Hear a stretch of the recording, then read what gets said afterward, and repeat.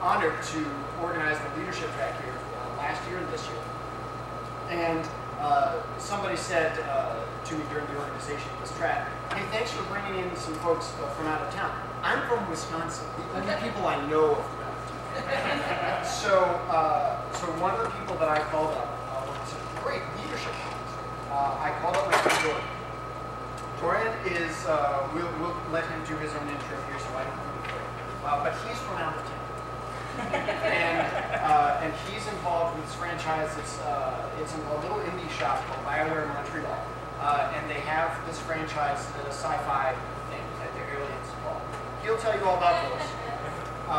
But I just want you guys to know that I'm particularly enthused, particularly honored to have a chance to chat with him here and give him the opportunity to share with you guys his experiences, not only in a AAA studio, but a hugely successful AAA franchise, but also give a little bit of insight about, hey, this is a company. Canada is about as American as non-American countries get, but it's still a little bit of different insight to bring to the table here. So with that having been said, thank you, Dorian, for coming all the way down here to join us. And I will definitely say this is a little about me sponsor. So go ahead, give us your background, give us your introduction. Let us know the important pieces that you're doing. Okay, you're hearing me? Okay. So my name is Dorian. I started video game industry about 12 years ago. I went to different companies from, started in France. I did 2 companies very similar as Western Games. And I worked at A2M, Ubisoft in Montreal, and the C Studios, now becoming one, another video game company. And I joined Bioware more than 7 years ago. So when I joined, it was the end of the first Mass Effect. The very first thing I did is I stole a dev-kit from one of the QA person not using it, and I just been flying quite crazy. I love science fiction and RPGs. And yeah, I've been with them for 7 years. I started, so Bioware is a company that is in Edmonton, so Edmonton, Alberta, very middle of Canada. Alberta is to Canada, a bit what Texas is to the United States.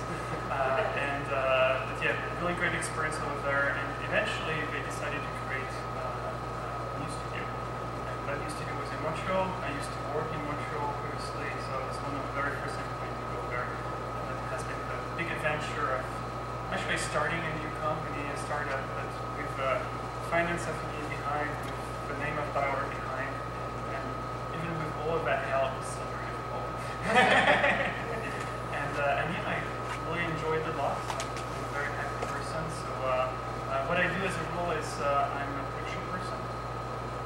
Once upon a time, I used to be a designer, and I've been rotating between the two. But I know at some point in my life, I started to realize that even though I love games, I care more about the people making the games than I do about the games themselves. So that's how I went to the dark side of fiction. and yeah, so that's pretty much it for introduction. And so here's how we actually first met. I slipped through the cracks and let me speak at the Montreal International Game Summit in 2011, alongside industry luminaries like Dorian who belonged there. So I got to listen to his talk about the studio culture at Bioware Montreal, and he talked a lot about how they formed the studio coming out of Edmonton. So that kind of leads into the first question I would have, speaking to the values of Bioware Montreal. And I know that it's really an extension of the Bioware company of Edmonton. But speak to that issue. Describe the values of Montreal. Sure. And actually, before I go to the value of the Montreal office, I'll start with the value of Bioware. And even before describing the value of Bioware, I'll start with more like orientated. So Bioware was co-founded in 1996 by 2 doctors. True doctors. One can cure illness, things like that. And the name Bioware comes from the fact they wanted originally to create actually a company that specializes in medical software, because all medical software we're using by their but we're just so passionate about RPGs that at some point we'll just like, oh, fuck, let's just do a video game. Like you do. That's a pivot, ladies and gentlemen. That's what we call a pivot. And it's interesting. interesting because even though both of us great gentlemen are not here anymore, they are still very much the soul and the culture of Bioware. And the culture of Bioware is really like, we have two very important core values, which are quality in our product and quality in our workplace, all in the context of humility and integrity. I'll speak a bit more about that later. But it all boils down to basically who's the person who work, because those values are very valued to just share the company. So they're very passionate guys. It's interesting when people ask me to describe it. So how is the culture at Bioware? There's a lot of people just I remember even recently just going back one evening and I forgot something in the office. So I came up and there's one meeting room that's still full of people who like her, and we're just playing D&D game, right? So it's very traditional, very classic. So tabletop gaming also is very common in Bioware. Poker, great music has a huge fan of poker. We have one of our programmers actually won $300,000 in the poker series. But yeah, playing poker every week. So there's really that sort of game culture that comes with them. So anyway, I'll go back to quality in product, quality in workplace. So quality in product was really the belief that you need to make really good games for just them to sell, for everyone to be happy. It's still part of really fundamentals. And Bioware had a reputation for a long time to, like some other companies, also to just constantly go away from shipping the games. And the reason why is just because they very much focus on quality. And quality of the workplace is something that you hear very often, but it's interesting when you hear from coming from doctors. They had really that opinion of just having good health being very, very, very important. Actually, it's Greg who realized that very often you would have people coming into work without having had breakfast in the morning. Just, and a lot of young people do that also. So I'll just eat breakfast and just head right to work. And so that's how they created this sort of breakfast day, where every day you have breakfast in the morning correctly. The reason behind it was it's not a special perk, it's we just want to make sure that people are eating correctly. And that's how it started, right? And we've been having that since, right? Thank goodness they were talking. If they'd been coal miners or something, who knows what you guys would have been. So, and humility and integrity, so it's interesting, it comes also from the very core values of Bioware. So humility is, and it was really for them, they're trying to, it was kind of a safe measure in the context of really focusing on the quality of the product. Because if you're making good product with good quality and you have success, the very first thing that will happen to you is you'll decline by your success, and so you'll stop making quality, right? It's just every major empire, every major company eventually falls because of that humility. It may happen one day to us also probably, but we're trying to just avoid that as much as possible.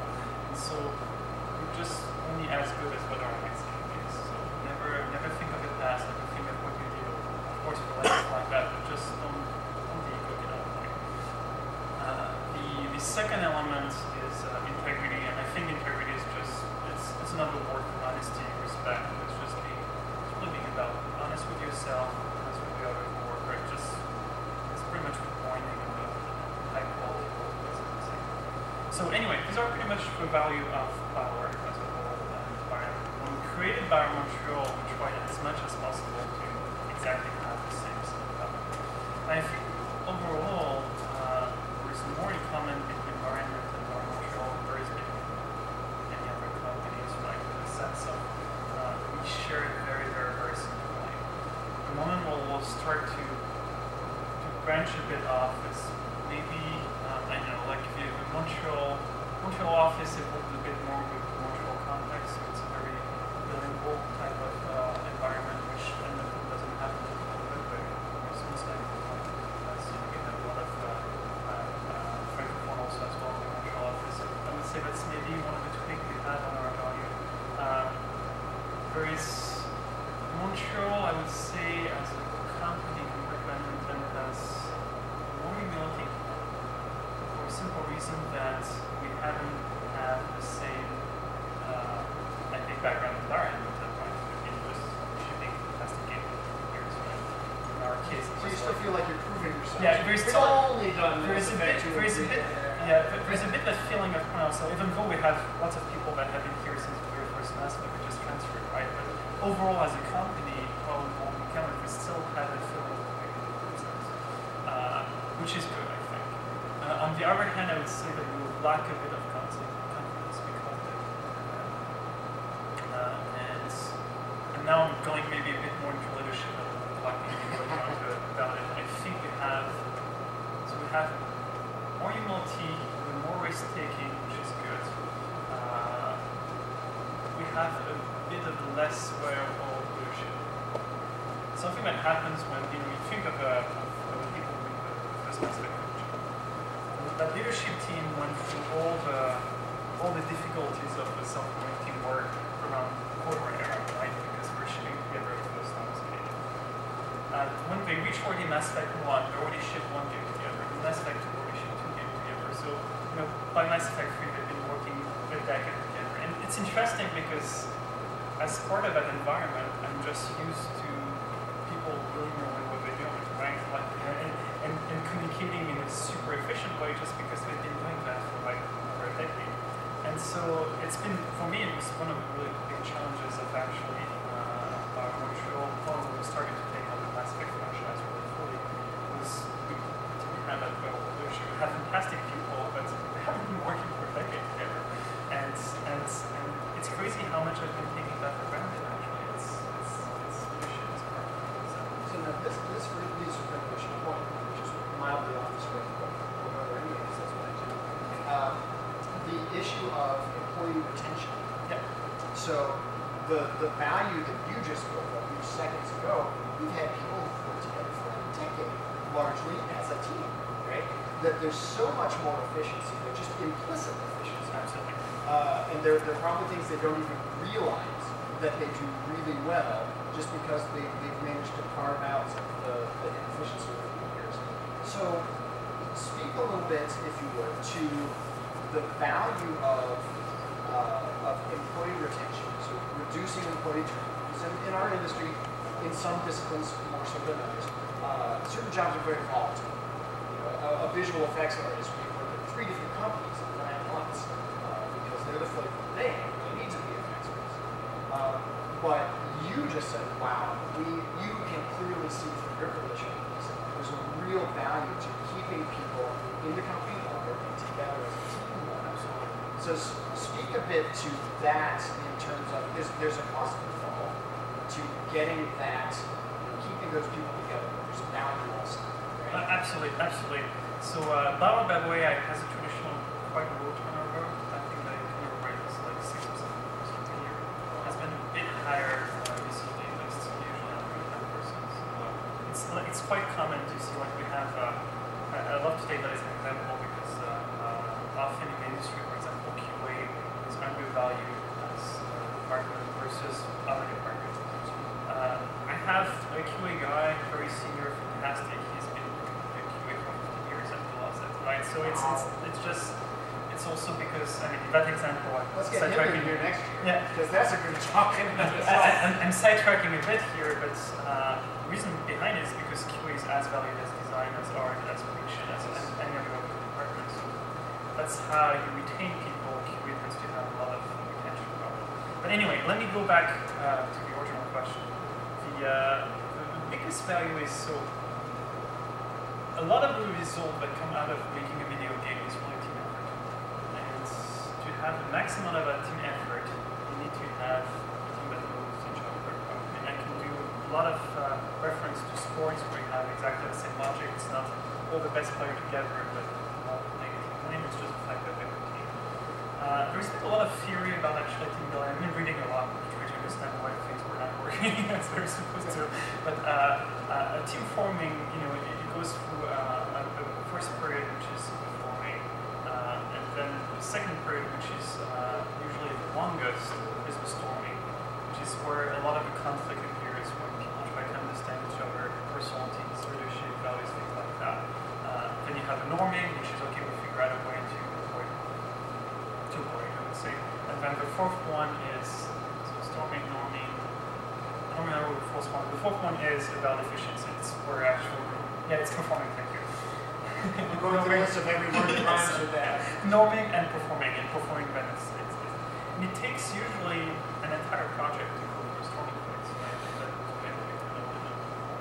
So every time you rebuild your team, think of it as it will take you another project to get efficiency. When you're doing a project that lasts for several years, lots of time lost. So yeah, you want to retain people as much as possible. Probably if they fit within the value of the company, probably if there are people who contribute to leadership, you need to keep them. So and this is where it goes to corporate workflows, just making sure that those people are paid what they're supposed to be paid, that have all the work they're supposed to have, and that work all in environments that is pleasant. And the key element of retention is actually one of the benefits or like that is very important. The key element of retention is manager. 90% of people leave the company because of the manager. We're kind of a person, there are other causes, could be family, could be the game was uninteresting, but 90% is the manager. So let's make sure that we have good managers. The company is very, very, very important. So of the 6% turnover that you had in a year, 5 of that is some relation to management. Yep, very true. Relationship. Very true. I would say probably in Montreal it has been the case. Edmonton was interesting. They had a high stat of reason of leaving because of Edmonton. Like people would be coming from across the world to go work for Bioware, but Edmonton. It's a pleasant city. Don't get me wrong, like a very wonderful city, but it's not Vancouver. It's not Montreal. It's not a large pleasant city. So that was one of the reasons why we found our ways to Montreal. So people stay in Bioware. I heard a Canadian comedian talking about driving across the country in Canada once, where he basically explained going from coast to coast. It was, oh look, Vancouver. Great, rain, crap, great, crap, crap, rain, crap, great, crap. Oh, Toronto. Completely by Edmonton is in the middle of those. Oh yeah, and Edmonton and it's just plains. So there's a bit of boringness to it. However, I have some really, really beautiful sunset because it's only plain, right? So you can see the instructor. Yeah. And if you're into skydiving, it's awesome. It's not very risky, just because you just jump the plane. The biggest risk in skydiving is to land into something, right? Or the building, things like that. Like here, you can land on a cow, maybe. That's what it's like. Good to know. So very few things you can still do in the Well, so actually, coming from Edmonton, so this leads to an interesting topic, which was the source of the first topic, the speech I used that I listened to next, which was talking about the formation of the Montreal office and specific steps that you took as a company to maintain the culture that works so well at Edmonton. So I've heard different takes on culture. I've had one HR person tell me culture is what the boss allows. I've had one person describe it as that. Interesting. I've heard other people say that culture is really the ingrained, the automatic responses and behaviors of a company because of what they have seen so frequently in others. So I've kind of heard it described maybe along those lines. But you guys had something you wanted to keep in Edmonton. But hey, we're starting a brand new office. What steps did you take to maintain that culture? So it's a very good question. So the very first step we had at that point no theory about company culture before that, like just preserve culture. I have an idea. Let's just transfer people from Edmonton to Montreal so we keep the same culture. That's really how it started. In the beginning, we're just like, okay, we really don't want to mess with that. Take the same people should work, right? So and it worked quite well, right? So pretty much most of the first employees of Bioware Montreal are only people that pretty slowly work at Bioware, right? So that was kind of the easy way to approach it. Then we started to get more fewer, and one rule that our studio directors said I really liked was that we need to preserve a culture. We need to be sure that people who join the company have the time to make motivated and absorbed by a culture before we have it new. So basically, avoid growing a lot. That has been really, that's a tough challenge because there's a lot less you can accomplish when you limit yourself to growth. It is essential to preserve the culture. So the rule was following. was within a year, there should always be constantly more people that have been here for more than a year than people that have not. When you think about it, it looks like it makes sense, but the growth is actually really slow because you're fortunately like 10 or 20 people that just transferred. That means that you can grow to 40-person max for next year. You really cannot go with that.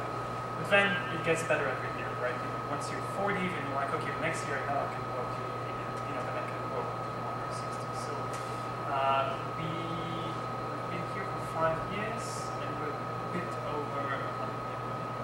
So it's been really a slow control growth. And I think that's what helped us be really successful in preserving the culture. So the other step we took was already the case in environment, and we just really reinforce it more. It's the importance of hiring. So hiring is, you know, it's not a perfect test. You may hire wrong people, all the time happens. But it's just trying to scrutinize people by they fit within our values, they fit within our culture. So it's really common for someone who was interviewed at Bioware Montreal, and even today it's still the case to meet from 15 to 20 people, which meeting goes to do with everyone. just you know, to enter a student. And don't get me wrong, there are technical assessment and other things like that, but the most important one is that they're controlled. There is not. So how, because this is such an intangible topic, right? How do you, during the hiring phase, during the recruiting process, how do you test for a cultural fit? Right? What are some things that you can do to make sure that we're doing the best job that we can before we offer this person a full-time job? It's interesting. I mean, a lot of people going their own different way to ask different questions, but I try to have people talk about specific example where they behave in a certain way to try to understand what is the methodology, how they approach it. Right? So one of the classic one I talked previous panel a bit about it is how I would approach crunch, for example. It's very interesting because there is a culture of crunch in the other video game companies, and there are some people who believe, no, I think I need to say that's a good thing, or you know, I need to work out a lot. But you know, it's so you have a lot of these different topics where you can ask a bit what the person behavior is, and you know, have the answers that gives you a bit of it. And that's why it's important that we have 15% interviewing so that we can all test different elements. Like I know I have a few questions. Like I'm trying to rotate between 10 and 20 different questions because if I'm not getting anything out of the example, I usually ask, well, okay, so you create your company, here, done. And you have one of your employees that comes and see you and ask you, so what are the 3 founding values of your company? I know it's kind of a long way to ask just a little question, but it's interesting what I get out of it because I'll often see or have a bit of a hint of what our personal values are. So you ask that of the candidate? Yeah, I would ask directly. Imagine you started your company. Exactly. Oh. I would ask that question. It's one of the questions I would ask. I have plenty of other ones where it's more like that. But again, I'm trying to get more out of specific example. And but yeah, it's a good way to connect. I'm glad that we're doing this. I don't have to write that down because I would gotta get that in my game. That's a great question. So here's leading into that. So we do our best to hire people. That's the gateway to make sure we've got the best fits for our culture. Correct. Got the right people. So now once we have the right people on board, it doesn't stop, right? You don't just want to say, you have great skills, you have great temperament, you fit in here wonderfully. Now just do whatever you're doing for the next 10 years.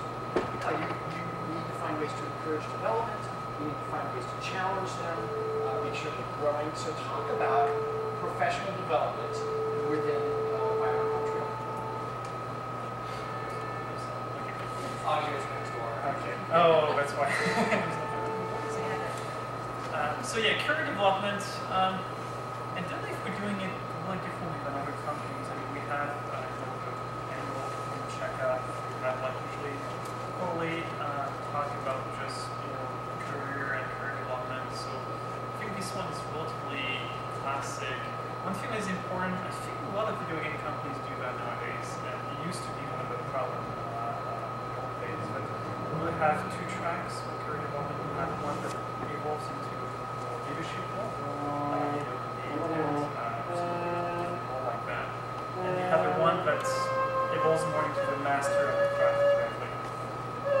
cool. Like it generates, it gives a bit of a dramatic atmosphere to one-on-one. I really like it.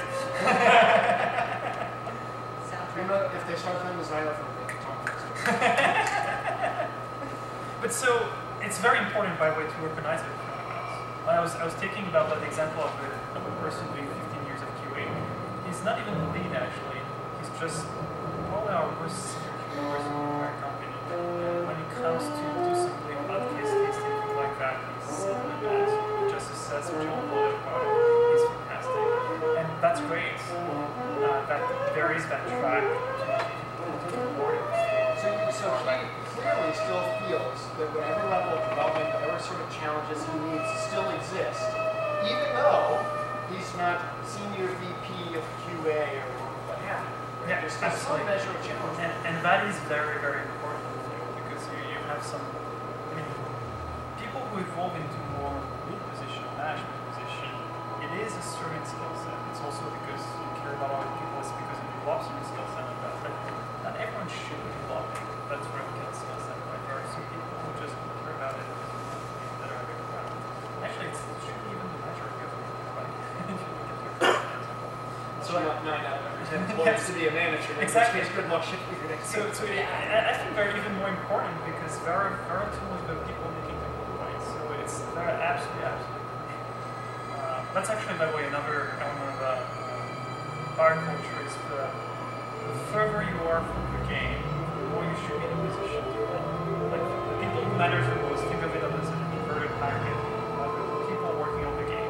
If you're managing the people working on the game, then you are here to make sure they have everything to make the best game possible. And so, and the boss of that manager is here to make sure the manager has everything possible. Every boss has everything he needs to be able to help them. So the further you remove, the more you should be here to help others. So anyway, sidetracking a bit, but so from a career point of view, I think it's very important to have the path of management, the path of mastery. Absolutely. If you look at one of the seminal books in studying industries and successful businesses, first break all of this. So that's talking hundreds, thousands of hours of research talking with managers across multiple industries, and they came up with common themes of successful companies, regardless of the industry, regardless of the nationality. And one of the things they found was, here's possibly the single biggest error that companies make is they have a default career path that goes to a leadership position. Yep. And that was certainly the case for me for years and years of software. If you wanted to progress in the company at all, you start as a programmer, then you're a senior programmer, then you become lead programmer. Those are your options. And years later, they discover we have some people that should never, ever be leads, but really want to progress. They want more responsibility, they want more learning. So you need those divergent paths to say, great, you want to go into some sort of management or leadership position, here's an opportunity for you. You want more challenges, more responsibility, but don't want to lead? Great, we have an option for you as well. And clearly your QA person has found something along that path. Absolutely, and one of the elements, by the way, that is very important is that probably very important leadership position, like executive producer, project director, project or company, should really not be about the current level. Most people should be just simply your best people in your company in terms of leadership. That's something that I do like about actually how the EP/project director of Bioware were chosen. They're chosen about the people who have the most trustworthy team leadership put in that position. But just not one guy who like, oh, well, I was a producer, but senior producer is always logical that I become EP, right? It doesn't work like that. Really? This I did not know. So Mark Gara, for example, the EP of Dragon Age, used to be programmer at LJ and was a programmer. Casey Goodson was a technical artist. And so it's interesting actually our EP, none of them have been coming from a leadership background. Aaron Flint, the GM of both Bioware and Montreal, is a programmer. He started as a programmer in Bioware. That's what his background is. And these are people that just have incredible leadership skills. That's what he brought from there. You said they're selected for these roles, as opposed to, hi, I want to be GM for this studio. things. No, I agree. So yeah, you express interest, things like that. But what I like about running which is something that has been going on, is we just look at, okay, who has the most trustworthy, who has the most leadership. And so yeah, for whose role, there are handpicked to some extent. Wow. Yeah. That's huge, because the distinction between contributor skill set and leadership skill set, there's very little overlap, right? Yeah, absolutely. And the line that I always tell people is, it makes as much sense to say, you're a great programmer, we're going to promote you to leader, as it is to say, you're a great programmer, we're going to promote you to animator. It's right. There's no skill set. There's no intersection. So that's fantastic to hear that they're actually looking for who has the trust, who has these sorts of issues. If they are in a leadership position, they already have the support of the people on the team. That's huge. So here's another question. So we talked a little bit about professional development. Part of that important element there is mentoring. So within the company, at some point in time, the 15-year QA veteran was not a veteran, right? Hopefully there was somebody else to help him learn the craft, to show him the ropes, as it were. How does mentoring work within Bioware? Either anecdotally, or do we have something explicit in place? So I would say, I'll be honest, I think this is one thing we're not doing enough of. I'd like to see a lot more mentoring. Okay. We have a lot of mentoring measure when it comes to new people joining the company, just so they understand the culture. When you have buddy system, for example, but is a buddy that will just help you along the way, or to people that are moving from one project to another. You have also similar one. I found we don't do enough mentorship for more senior position, which I think one of the areas where people need the most, to be honest. We are doing it a bit organically, right? Like you have some more experienced leaders that will try to train and help out some less experienced ones, but of course it's not something that is existent. That's kind of a process, which I think we should do something more of. Okay. Nice. It's fair and honest answer. And I think you're probably already a step above many other companies who would say mentoring. That would probably be the response from many other companies. So even if you say, yeah, I don't think we do enough of that, shows that there's at least some thought going into it, which is I think we're good at doing training, so we bring our new leads to just general training about what to do, things like that. Mentoring is a lot more valuable when it comes to leadership. Now here's this is of the questions that we discussed earlier. This is the one that I got the most question marks from. So I'll throw it out here. Go ahead. So how does someone become a leader? Now that's as broad as you can fill it in. I love that question, because when Keith said that, I'm going to answer that question, it's like, well, I'll answer, but actually I don't know. And I would love to know that. That's the one that I put 3 stars next to. Oh, that's good. I love it's a bit like, it's imagine the question about, hey, what makes a good game? So you can say what a good game is once you have the game and you're playing it, like, yeah, it's good, bad, and you can share your opinion, but how to get there, I don't know, like if someone found a recipe, and it's a bit the same for leadership. So I can tell you what a leader is supposed to be. So for example, a leader is someone who has trust. Like that's pretty much the premise of being a leader, right? If no one trusts you as a leader, you obviously have a problem, right? And you can then talk a lot about what different leaders bring. They have different skill set that they can inspire the team, they can motivate the team, they can focus on a single vision. We can do a lot of things, right? But now, how to get there is honestly a question I'm still asking myself today. Is you can train people to become good managers. We can be this huge manager leader in the sense that there are rules or ways that you manage people in an efficient way, right? A lot of different things. Theorize is something that exists, but leader, if you look across the history, we have plenty of very different leaders, right? Some leaders are very democratic, some leaders are very open. There's lots of different leadership styles, and it's the only common element is just generating that trust. So I don't know how we form good leaders. I would like to do this. So it's something that we're trying to do a lot more.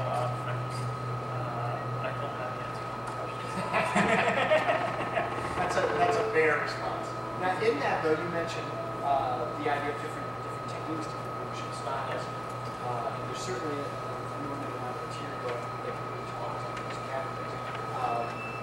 Speak about the preference that you see Bioware having for any particular leadership styles. I'll give an example of that. So, can I name it? Sure, I know perfect. So Ubisoft has what I've been told is it's the prerogative, to be sure, but it's a very it's very strict.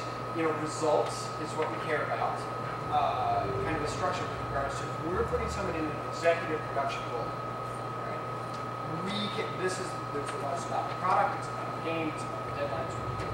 There's a lot of kind of the taylorism, scientific management, how much can you squeeze out of the people, which, God bless them, they're a really profitable company and make great games. But that's a leadership style, right? So what are some styles that are preferred or maybe even discouraged within the Bioware? I would say a different way to categorize leadership styles, but Bioware is very consensus-driven. And it's interesting because it has some fantastic pros and it has some fantastic cons also. So for all the different companies I've been in, it's probably one of the slowest in decision making. It takes an infinite amount of time to just make a decision just because you need to do it. So that's very typical of a consensus-driven company. The very good out of it is when a decision is made, there's no surprise, everyone is fully behind it. Because we've been talking about it for 3 years. Exactly. And usually it's also really a good decision because it has been pondered over and over and over again. So it's a very consensus-driven type of leadership, and you find that at all different for every team, which I think works really well with video game teams, but more importantly on teams that Bioware tends to ship game across many years, right? You're not under the same stress of the deadline as Ubisoft, and you're shipping consistently every year with 800 people. It's a very, very different rhythm than Bioware, which has 100 people for several years working on the project, right? So different constraint also as well, applies different management style, right? I would say, so very consensus-driven. One thing I realize is the more you get into a senior/executive sphere, the more people tend to know every leadership style and able to switch depending on the situation. That's really something that I realize is very common. So if you're in an exec meeting, you're trying to reach consensus on one element, and then suddenly, I don't know, a conversation goes a certain way, you have someone who flip to a much more autocratic leadership style to make a point, and then it switched to another one, now it's switched to bargaining leadership style, like, oh, okay. And it's just constantly oscillating between all the different ones. I think that you have a lot less on the project level, team level, which is again consensus. Excellent. So now I want to give you some time for some Q&A. But here's one that I will open up just so that we can give you a chance to put out some of your own preferences. You mentioned it would be great, I think, if we had some more mentoring. What else, more broadly, what would you personally like to see improve for Bioware Montreal? Let's say in the next 12 months, what would you like to see? To be honest, mentoring is one that's very strong, this one. Because I think it's something we need to be more of, probably in a company where we have leaders that are either new to leadership position or new to Bioware. It's very important to not let from the moment figure out what it is to be a great leader, but just go action. We did a lot of training, so we were good on that. We invested a lot on training them, not enough in mentoring them. So making sure that someone who has lots of experience of doing exactly the same element can mentor them on a regular basis. And interestingly, we're talking a lot about it, by the way, right now, is trying to increase the mentorship. So I talked about the very cool group of people who has been shipping game for a decade, right? Have them mentor a lot more people who ship Montreal because they have that experience. Not always easy because we're in Montreal, but sure a lot more of that experience. So this is a lot that I would like to see more of. Mentorship probably of our more senior positions. Excellent. Well, I want to give folks here an opportunity to speak. Clearly, I could talk leadership issues with Dorian until we both have to fly back home. But I want to give people here an opportunity. For goodness sakes, this guy is probably one of the few representatives of an incredibly popular AAA franchise that we're going to see show up in the Indiana area from Montreal for the foreseeable future. What questions do you guys have about Bioware as a company, maybe the Mass Effect franchise, favorite color, anything really? Okay, yes, sir. Yes, please. You mentioned that new leadership positions are established trust. Correct. You ever bring in people from the outside the company because they're leaders, that's because they're from the outside the company, they have this, trust. Please rephrase that. Yeah, no, so I'll just repeat my question for the recording. So, I talked a lot about basically people have original trust in the company, they're putting leadership position. What happens when people to be hiring, will you be hired to this position? The answer is absolutely yes. There are some really great leaders outside of Bioware. And just to tell a name, we hired about a year ago for someone who used to be a lead producer at Epic. And I'll say, that guy is fantastic. Just simply fantastic. And he has very, very strong leadership skills. So yeah, absolutely, we need to seek outside the company, not only for new blood, just because leadership can be anyone, right? It's true that then you're making again more of a trust side. You do not know, and sometimes it doesn't work. And we also hire people in the past, but we didn't have those leaders. So I don't know if we never promoted someone to a level that is not moving to the company. So there's a certain level of seniority, let's call it executive, but are only people promoted to the company. We need to have a certain track record. But other than that, for a lot of absolutely. It's through the hiring process that we're trying to establish that they have a leadership. Excellent. Anything else? Speak up. Yeah, sure thing. So, this is boring on the HR question. We go out and crunch as just sort of well-known in the industry. It's simply that some developers may use as necessary. I'm curious what policies or checks Bioware in particular may have in place to manage or look after crunch. How concerned are HR producers with crunch? Very good question. So the question was, what is basically our policy around crunch? I'll give you a bit of a history there. With the end of the first Mass Effect was what we call a death crunch, which is a year of massive crunching. We lost a lot of very good people at the end of this project. And I think a feel for the time frame. What year roughly is this? That was 7, 8 years ago, roughly, 8 years ago. And at that moment, Brain Red said, stop. We don't want to see that ever happen again. If there's any single person who needs to crunch in our company, I will keep the person responsible. So it was a great way to kind of totally change the culture of the company. We brought also a lot more production people in there and had a lot of talk. So I'll talk a bit about the philosophy of crunch and I'll go back into that one. So let's forget about the whole impact on family health it has, which is purely at the brutal companies. Crunch is something that you have, I'll even go a bit more into here. You have two types of work. Not the North American very much. You have work that is mechanical type of work, so things that you can repeat very routinely are physical, right?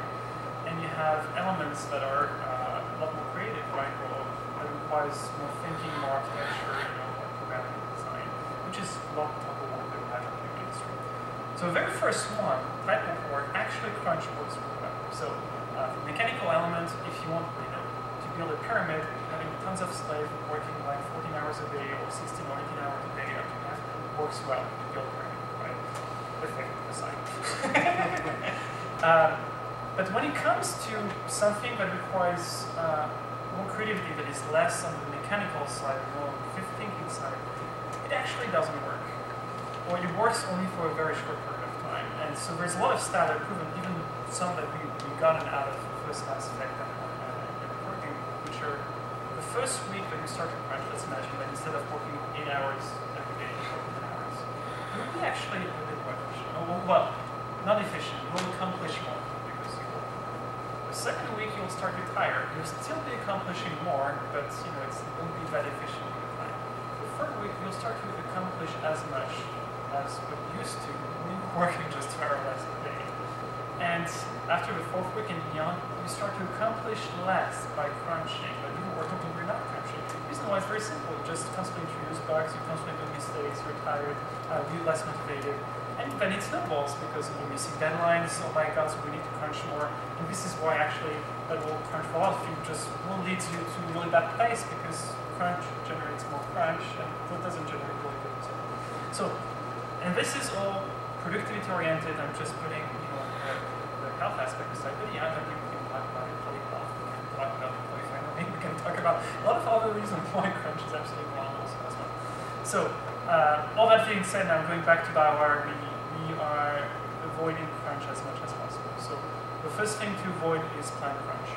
There should never be plan crunch, and there is never been plan crunch pretty much since the first Mass Effect, which means that, well, we don't have enough time to do something, then if we were asked for help with more people, we move the deadline, or we just accomplish less. It's just a very logical way to approach it.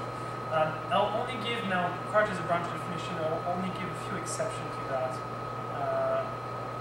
Staying late to unblock others is a must. I don't see it really as crunching. Let's imagine, you just broke a bill.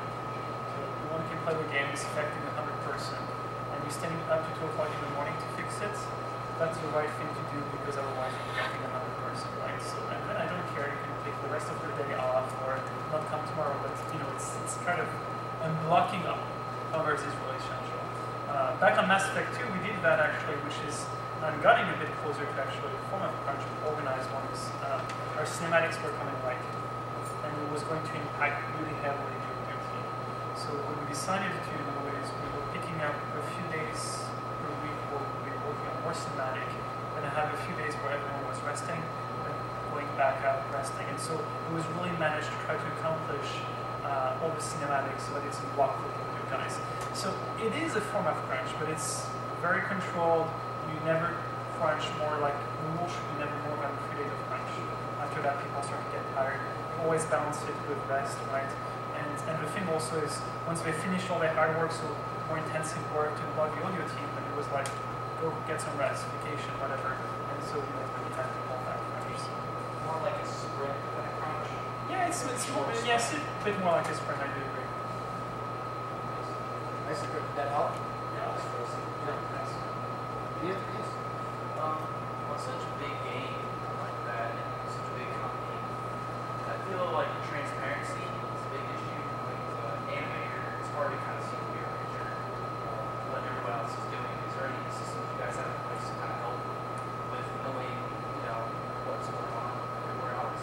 Okay, so I'll repeat the question is basically transparency on a large project, or more specifically, how do you make sure that someone is an animator knows basically what is going on in the project, the large picture. Yeah, I can give you a few things that we're doing for that.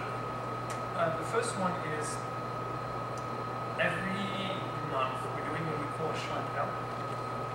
We get all the team together and we just show everything that we've been doing across the past high level, so people can constantly see what has been done in our places. It's a time of celebration, but it's really cool because you can see actually the progress that has been done on the past month with the team.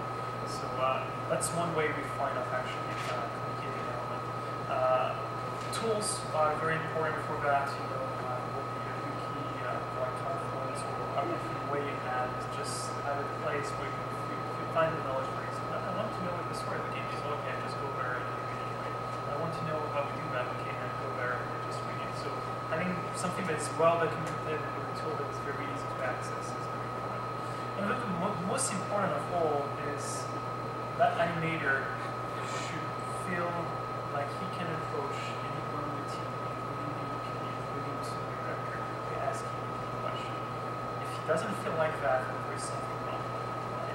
That's a cultural aspect. And that is a cultural aspect. So open door policy, having everyone that is approachable and try as much as possible to be approachable is very, very important. Very very good question. Anybody else with have a question? It's almost 3. Yes, please. You mentioned that about speaker influence and longer deadlines, maybe more flexible than bigger deadlines. If you have that flexibility, I guess, how do you define what the deadlines are?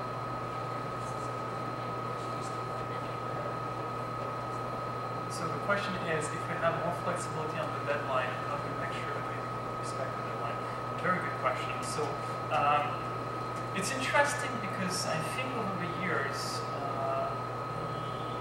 so quality is still our largest focus beyond deadline or anything, but deadline are still more important to us than budget, for example. So if you look at the triangle, you always have this 3 constraint. For us, the unmovable is one's quality. We try to stick as much as possible to the deadline one, and then the budget one is more competitive. Right? I would say probably Ubisoft is deadline first, quality second, and then resource available so many people. That's probably not pretty very good. clear. Money side of the triangle is up for debate. Yes. Yes. So it's we try. It's interesting. We try to have and to hold people really accountable to deadline. And I think the best way to do that is the following logic, which is you don't put people by asking them to do something at a certain time. You ask them, okay, I need you to have that done. When can you deliver it? So that they commit themselves to that deadline. So that logic that we're approaching every team member with is something that we're also doing more from a project scale point of view, which is like, okay, so we know that is what we want to do. So how do you think we can do that? And then we can make that specific. We do have deadlines that so I would say they're still our second criteria in terms of project overall accountability. So we still see that all of them are very important. We try to look at every solution that can be done with additional people, additional support before we go into the deadlines. But it's true that Bioware doesn't have a limitation of Mass Effect 2 should be done.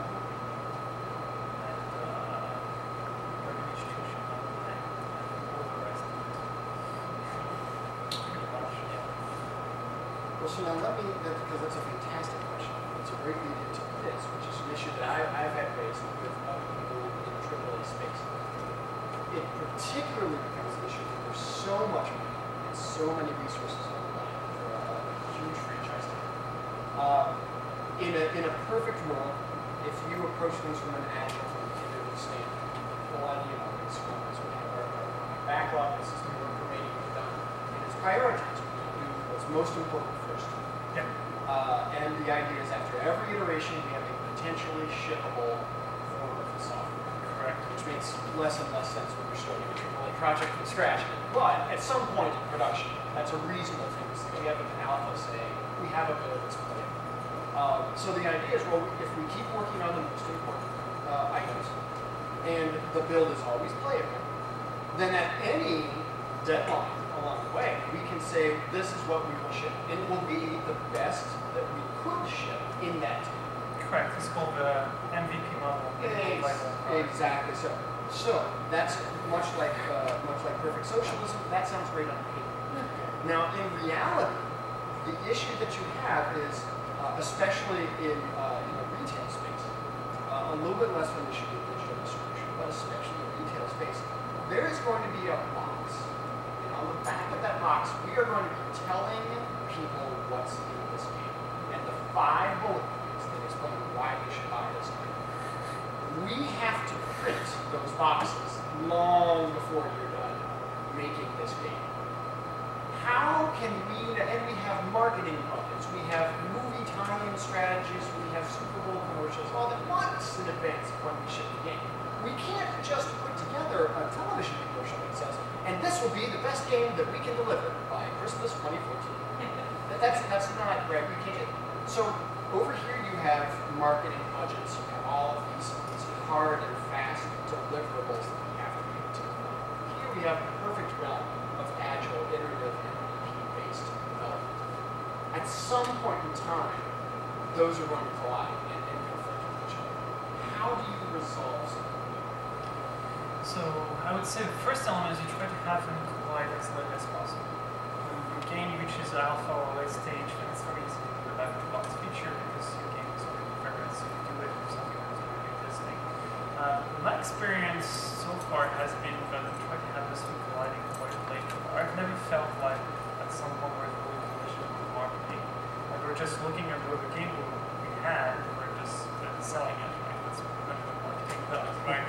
And so what is important is to make sure that there is a game.